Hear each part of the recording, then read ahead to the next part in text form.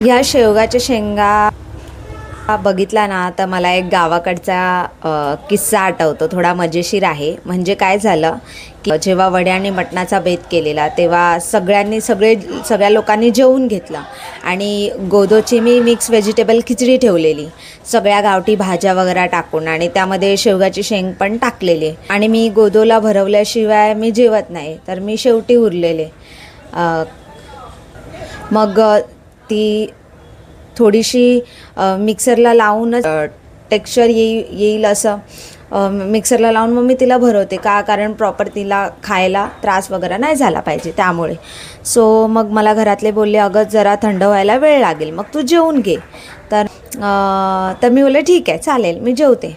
आणि मग आई बोलली की मी ते मिक्सरला लावते. तर मला वाटलं आई शेवगाच्या शेंगाचं आतलं पल्प काढून ते मिक्सरला लावेल, कारण तर आईने काय केलं, घेतलं सगळं आणि डायरेक्ट मिक्सरला लावलं आणि त्याचं स्मूथ टेक्स्चर दिलं आणि मला बोलली हे बघ.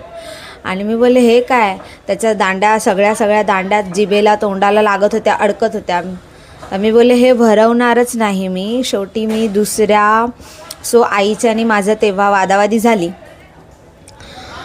कारण मला परत मेहनत घेऊन परत ते बनवावे लागले. आणि तेव्हाची ती मी बनवलेली खिचडी एकदम भारी झालेली. परत मी पुन्हा बनवली खिचडी.